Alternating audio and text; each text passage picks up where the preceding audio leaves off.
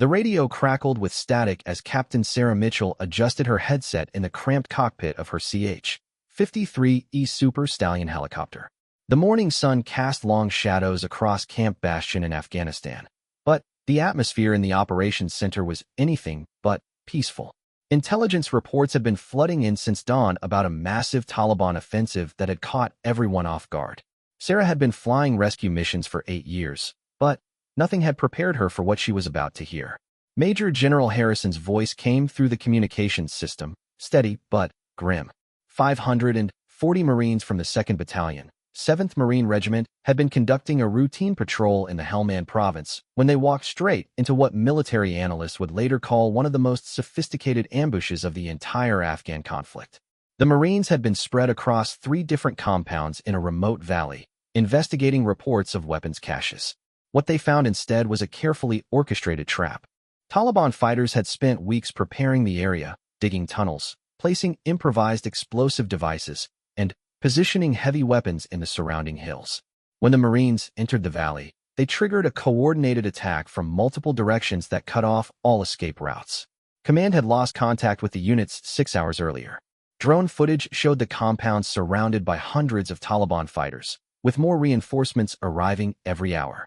The valley had become a killing field, and extraction seemed impossible.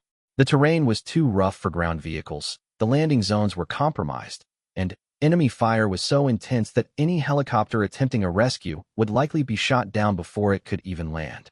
Sarah listened as the briefing continued, her hands gripping the collective stick tighter with each passing minute. The military leadership was facing an impossible decision. Standard protocol in situations like this was clear. If a rescue mission would likely result in the loss of additional personnel with little chance of success, then the mission would be deemed too risky to attempt. The mathematics of war were brutal, but simple. Losing more soldiers in a failed rescue attempt would not bring back those who were already trapped. The room fell silent as Major General Harrison delivered the news that would haunt everyone present. After consulting with senior command and analyzing all available intelligence, the decision had been made to classify the 540 Marines as missing in action, presumed killed. No immediate rescue attempt would be authorized. The risk was simply too great, and the chances of success too slim. Sarah felt something twist in her stomach as she processed the words. These weren't just numbers on a casualty report.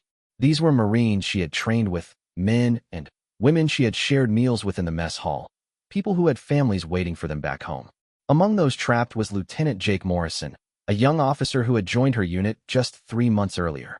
He had shown her photos of his newborn daughter just the week before, talking about how he couldn't wait to teach her to ride a bicycle when he got home.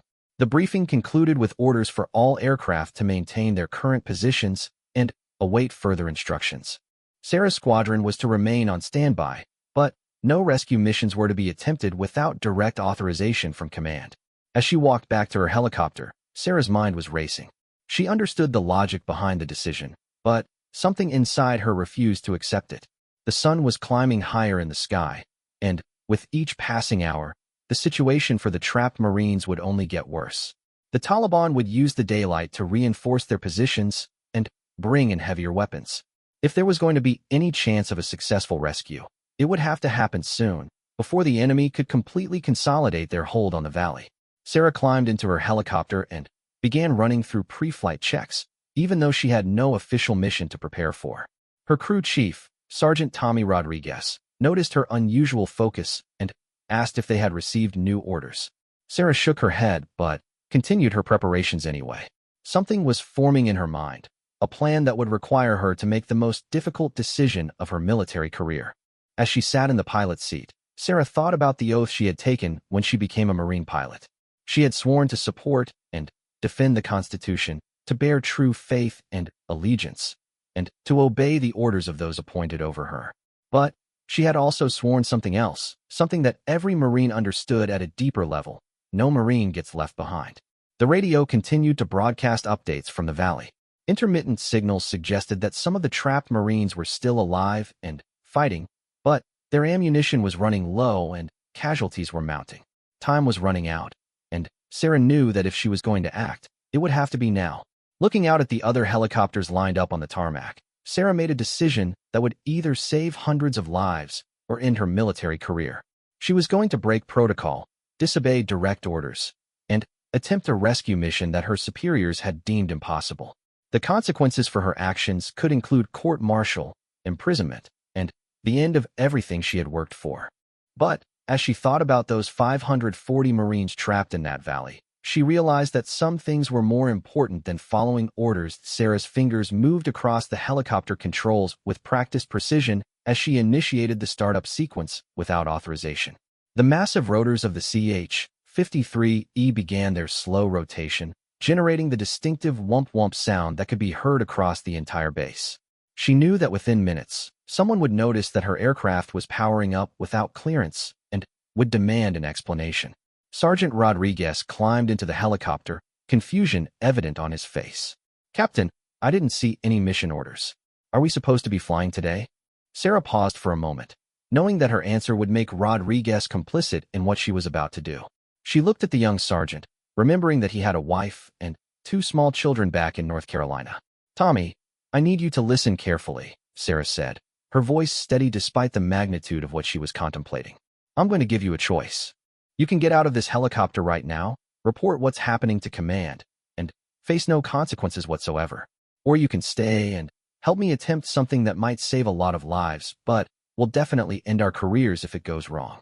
Rodriguez was quiet for several seconds, processing the implications of Sarah's words. Through the cockpit windows, they could both see the mountains in the distance where 540 Marines were fighting for their lives against overwhelming odds. Finally, Rodriguez reached for his helmet and began strapping himself in. "What's the plan, Captain?" Sarah had been studying the tactical situation since the briefing ended, and she had identified what she believed might be the only possible approach to the valley. The main roads and obvious landing zones were heavily defended, but satellite imagery showed a narrow canyon that approached the valley from the north. It was treacherous terrain, barely wide enough for a helicopter, and filled with dangerous wind currents that could slam an aircraft into the canyon walls.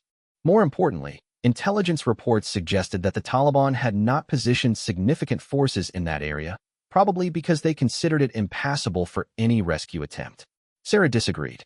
Her years of flying in Afghanistan had taught her to navigate terrain that other pilots considered impossible. If she could thread her helicopter through that canyon, she might be able to approach the trapped Marines from an unexpected direction. The plan was audacious and dangerous, but it was based on more than just hope. Sarah had been analyzing the enemy's tactics and had noticed something that the intelligence analysts might have missed. The Taliban attacks were following a pattern, with concentrated assaults every few hours followed by periods of relative quiet. During these lulls, the enemy fighters would withdraw to resupply and reposition, creating brief windows of opportunity. As Sarah explained her strategy to Rodriguez, she emphasized that this would not be a standard evacuation. The helicopter could carry maybe 40 Marines at a time, meaning multiple trips would be necessary to extract everyone. Each trip would increase the risk exponentially, as the Taliban would quickly adapt to the new threat and focus their firepower on stopping the rescue attempts. The radio crackled to life with a transmission from the command center. "Lightning 6-2, this is base operations. We show your aircraft powering up without authorization. Explain your status." Sarah reached for the microphone, knowing that her response would commit her to a course of action she could never take back. "Base operations, Lightning 6-2, requesting permission for emergency medical supply run to forward operating base Wilson." It wasn't technically a lie, as FOB Wilson was located roughly in the direction she needed to go, but it was certainly not her intended destination. She was buying time, hoping to get airborne before anyone realized what she was really planning. The response came quickly. "Lightning 6-2, no medical supply runs are authorized at this time. Return to standby status immediately." Sarah looked at Rodriguez, who nodded grimly. They both understood that the next transmission they received would likely be a direct order to shut down their aircraft, followed by security personnel arriving to place them under arrest. "Tommy, last chance to get out," Sarah said quietly. Rodriguez shook his head. "Those Marines are counting on someone to try, Captain. If we don't go, who will?" With that, Sarah pulled back on the collective and felt the familiar sensation of the helicopter lifting off the ground. The tower immediately began broadcasting urgent messages ordering her to land immediately, but Sarah had already switched to a different radio frequency. She knew that fighters would likely be scrambled to intercept her once her intentions became clear, but She also knew that most pilots would be reluctant to fire on a Marine helicopter that might be attempting a rescue mission. As they gained altitude and turned toward the mountains, Sarah activated her GPS navigation system and began plotting a course through the canyon she had identified. The route would take them through some of the most dangerous flying terrain in Afghanistan, but it was their only hope of approaching the valley undetected. Looking back at Camp Bastion growing smaller behind them, Sarah felt a mixture of fear and determination that she had never experienced before. She was no longer just a military pilot following orders. She had become something else entirely, a woman who had decided that some principles were worth risking everything to defend. The mountains loomed ahead, their peaks shrouded in morning mist. Somewhere beyond those ridges, 540 Marines were running out of time, ammunition, and hope. Sarah adjusted her heading and increased speed, knowing that every minute she could save might mean the difference between life and death for the men and women she was risking everything to save. The helicopter carved through the thin mountain air as Sarah navigated toward the narrow canyon that represented their only hope of reaching the trapped Marines undetected. The landscape below was harsh and unforgiving, a maze of rocky outcroppings and steep valleys that had claimed the lives of numerous pilots who had underestimated its dangers. As they approached the canyon entrance, Sarah could see why military planners had dismissed this route as impossible. The opening was barely wider than her helicopter's rotor span, and the walls rose nearly vertical for hundreds of feet on either side. Wind currents created by the unique topography could change direction without warning, potentially slamming an aircraft into solid rock. Rodriguez was monitoring the radio frequencies, listening to the increasingly frantic communications from Camp Bastion. Security forces had discovered that Sarah's helicopter was missing, and search protocols were being activated. More concerning, she could hear discussions about scrambling F-16 fighters to locate and potentially intercept her aircraft. "Captain, they're mobilizing everything to find us," Rodriguez reported. "We've got maybe 20 minutes before they figure out our route and send someone to stop us." Sarah nodded grimly, knowing that time was their most precious resource. She reduced speed and began the delicate process of threading her helicopter through the canyon. The first few minutes were terrifying. Wind shears caught the aircraft without warning, requiring constant adjustments to maintain control. Sarah's hands moved instinctively across the controls, making dozens of micro-corrections every few seconds. One mistake would send them crashing into the canyon walls, killing them instantly and eliminating any hope for the trapped Marines. Halfway through the canyon, they encountered a section where the passage narrowed even further. Sarah had to tilt the helicopter slightly sideways to fit through the gap, with less than 10 feet of clearance on either side. Rodriguez held his breath as they squeezed through the opening, the rotor wash echoing off the rock walls with a deafening roar. Emerging from the canyon, Sarah found herself looking down into the valley where the battle was taking place. Through binoculars, she could see the 3 compounds where the Marines were trapped, surrounded by Taliban positions that formed an almost perfect circle. Smoke was rising from multiple locations, indicating that the fighting was still ongoing. The scene was worse than she had imagined. The Taliban had established overlapping fields of fire that covered every possible approach to the compounds. Heavy machine guns were positioned in the hills, rocket-propelled grenade teams were stationed at key choke points, and snipers commanded the high ground. It looked like an impenetrable fortress designed specifically to prevent any rescue attempt. Sarah activated her tactical radio and attempted to establish contact with the Marines in the compounds. After several tries, she heard a weak voice respond through heavy static. "This is Lieutenant Morrison, whoever you are. Don't know how you got here, but you need to get out now. This place is swarming with Taliban, and they've got heavy weapons trained on anything that moves. Lieutenant, this is Captain Mitchell. I'm here to get you out. How many casualties do you have, and what's your current ammunition status?" There was a long pause before Morrison responded, his voice filled with disbelief. "Captain, with all due respect, there's no way to extract us from here. We've counted over 400 enemy fighters, and they've got us pinned down from multiple directions. We're down to about 20% ammunition, and we've got 63 wounded who can't move without assistance." Sarah studied the tactical situation, looking for any weakness in the enemy's defensive positions. The Taliban had done an excellent job of securing the area, but they had made one critical mistake. Their positions were optimized to prevent escape from the compounds, but they were not configured to defend against an attack from the direction Sarah had approached. She noticed a small depression in the terrain about half a mile from the nearest compound. It wasn't ideal, but it might provide enough cover for a landing zone if she could suppress some of the enemy positions first. The plan that formed in her mind was incredibly dangerous, but it was the only option she could see. Lieutenant Morrison, listen carefully. I need you to coordinate with the other compounds and prepare for an immediate evacuation. In exactly 10 minutes, I want every Marine who can still fight to concentrate their fire on the enemy positions to the east.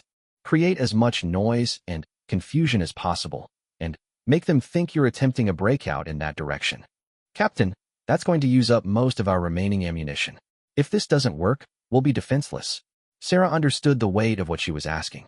If her plan failed, she would have convinced the Marines to exhaust their last ammunition in a futile gesture, leaving them completely vulnerable to the final Taliban assault. Morrison, I need you to trust me on this. When you hear my helicopter coming in, shift all fire to provide cover for the landing zone. I'm transmitting to you now. Get your wounded ready to move, and be prepared to load as many Marines as possible in under 2 minutes. As Sarah positioned her helicopter for the approach, she could see Taliban fighters beginning to notice the aircraft circling overhead.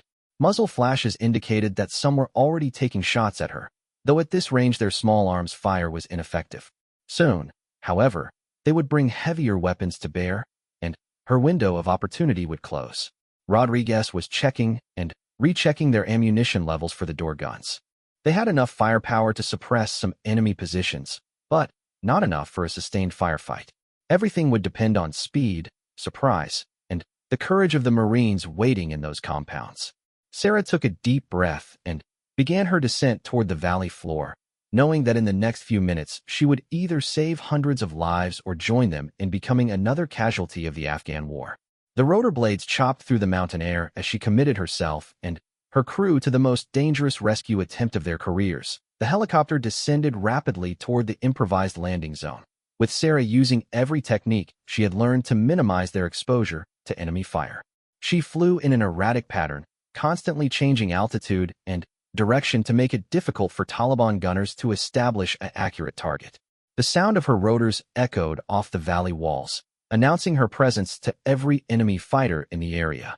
As they approached the depression Sarah had identified as their landing zone, the intensity of incoming fire increased dramatically. Bullets sparked off the helicopter's armor plating, and Rodriguez could see muzzle flashes erupting from dozens of positions in the surrounding hills. The Taliban had quickly realized that a rescue attempt was underway and were concentrating everything they had on stopping it. Contact left. RPG team at 2 o'clock. Rodriguez shouted as he spotted a Taliban fighter aiming a rocket-propelled grenade launcher at their aircraft. Sarah immediately banked hard right, causing the RPG to streak past their tail rotor with only feet to spare. The explosive detonated against a rock outcropping behind them, showering the area with debris. Through her headset, Sarah could hear Lieutenant Morrison coordinating the diversionary attack she had requested. The sound of Marine weapons fire erupted from all 3 compounds simultaneously, creating the impression of a coordinated breakout attempt toward the eastern edge of the valley. Taliban commanders took the bait, redirecting some of their forces to counter what they believed was an escape attempt. The deception bought Sarah precious seconds, but she knew it wouldn't last long. As soon as the Taliban realized that the real threat was coming from her helicopter, they would shift their focus back to the landing zone. She had to get her aircraft on the ground and begin loading Marines before that happened. Sarah flared the helicopter aggressively, bleeding off airspeed as she brought the aircraft down into the depression. The landing was hard, harder than she would have preferred, but there was no time for finesse. Before the helicopter had fully settled, Rodriguez was already lowering the rear ramp and preparing to receive the wounded Marines. From their position in the nearest compound, Lieutenant Morrison led the first group of Marines in a desperate sprint toward the helicopter. They moved in small teams, using whatever cover they could find while carrying their wounded comrades. Sarah could see tracer rounds cutting through the air around the running figures, and she knew that some of them might not make it to the aircraft. The first Marines reached the helicopter and began loading the most seriously wounded through the rear ramp. Rodriguez directed the evacuation with professional efficiency, maximizing the use of every available inch of cargo space. Sarah kept the rotors turning, ready to lift off at the first sign that enemy fire was becoming too intense. How many more? Sarah called out over the intercom. 37 on this load. including 12 critical wounded. Rodriguez responded. Sarah made a rapid calculation in her head. She was already overloaded by military standards, but she could probably carry a few more without compromising flight safety. Load 5 more if you can fit them, she ordered. Every additional Marine she could take on this trip was one less who would have to wait for what might be an impossible second rescue attempt. As the last few Marines squeezed into the helicopter, Sarah noticed that Lieutenant Morrison was not among them. "Where's Morrison?" she asked over the radio. The response came from one of the Marines already in the aircraft. "He stayed behind to coordinate the defense, Captain. Says he's not leaving until everyone else is out." Sarah felt a surge of respect for the young lieutenant, even as she worried about his chances of survival. The Taliban were beginning to adjust their tactics, and she could see enemy fighters moving to positions that would allow them to attack the compound more effectively once her helicopter departed. As Sarah pulled pitch and lifted off, the helicopter struggled with the excessive weight. She coaxed every bit of performance from the aircraft, knowing that they had to clear the surrounding ridgelines to reach safety. Taliban fighters continued firing at them as they climbed, but their accuracy decreased as the range increased. The flight back to Camp Bastion was a nightmare of mechanical stress and constant vigilance. The helicopter was operating well beyond its normal weight limits, and Sarah had to carefully manage power settings to avoid overtaxing the engines. Any mechanical failure at this point would likely result in a crash that would kill everyone aboard. 30 minutes later, Sarah set the helicopter down on the medical evacuation pad at Camp Bastion, where a full trauma team was waiting to receive the wounded Marines. As medics rushed to unload the casualties, Sarah was surrounded by military police who had been ordered to place her under arrest. Colonel James Peterson, the base commander, approached Sarah's helicopter with a mixture of anger and admiration on his face. "Captain Mitchell, you've just committed one of the most serious violations of military law I've ever seen. You disobeyed direct orders, stole military equipment, and endangered the lives of your crew without authorization." Sarah removed her helmet and looked Colonel Peterson directly in the eyes. "Sir, there are still over 500 Marines in that valley who are going to die if we don't go back for them. Court-martial me later if you want, but right now I need to refuel this helicopter and return for another load." The colonel was quiet for several seconds, studying Sarah's determined expression. Around them, medics were wheeling wounded Marines toward the hospital, living proof that her unauthorized mission had saved lives.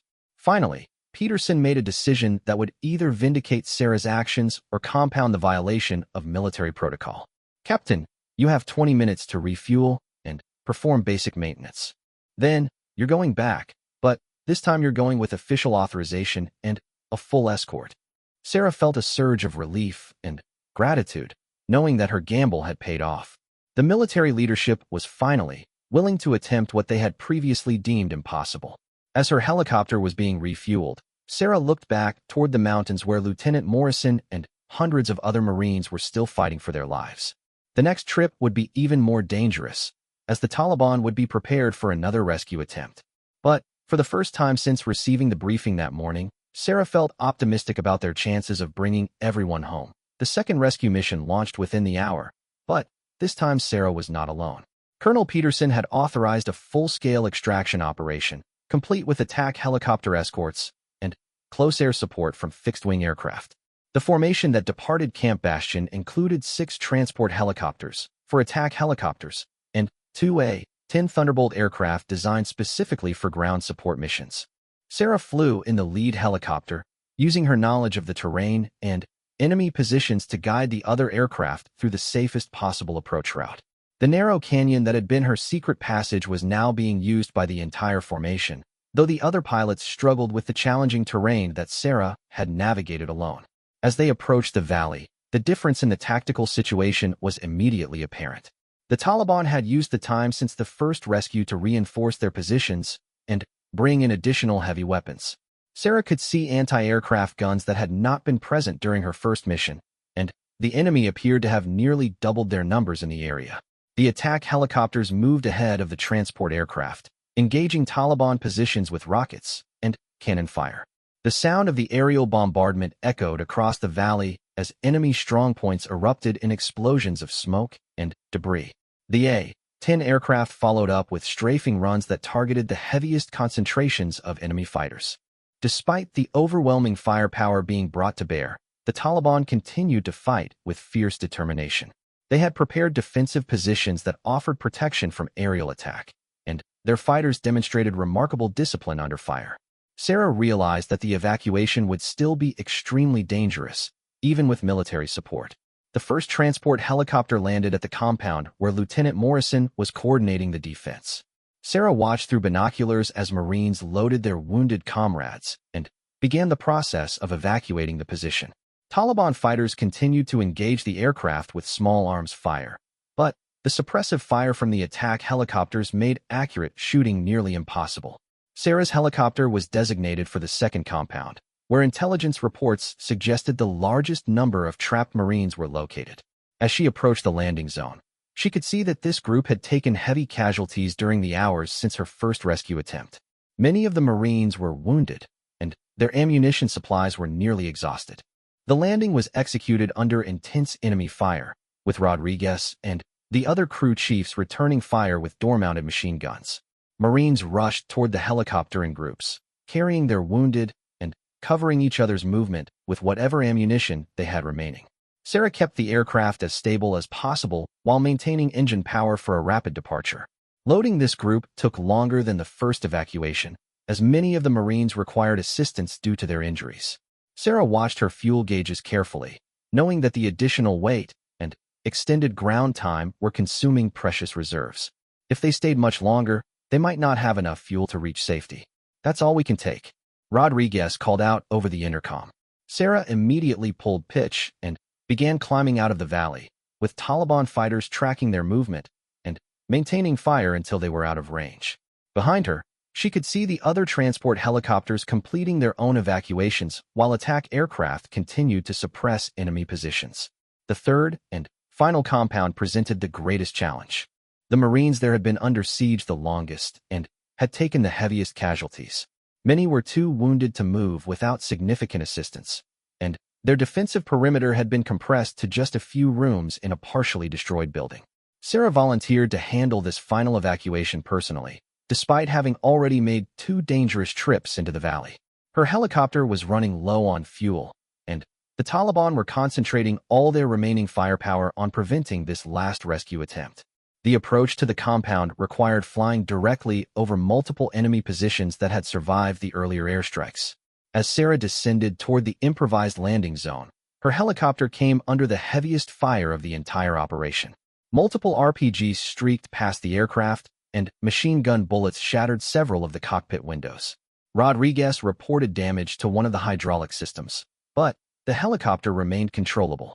Lieutenant Morrison was with this final group of Marines, having moved between the compounds throughout the siege to coordinate their defense. Sarah could see him directing the evacuation even as enemy fire intensified around the landing zone. Several Marines were so badly wounded that they had to be carried to the helicopter by their comrades. The loading process seemed to take forever, though Sarah knew it was actually less than 3 minutes from landing to departure. Every second felt like an hour as Taliban fighters closed in on their position. Finally, Rodriguez reported that all surviving Marines were aboard, and Sarah began what she hoped would be their final departure from the valley. The overloaded helicopter struggled to gain altitude, climbing slowly while enemy fire continued to track their movement. Sarah pushed the aircraft to its absolute limits, knowing that mechanical failure at this point would likely be fatal for everyone aboard. Gradually, they cleared the surrounding ridgelines and entered the safety of friendly airspace.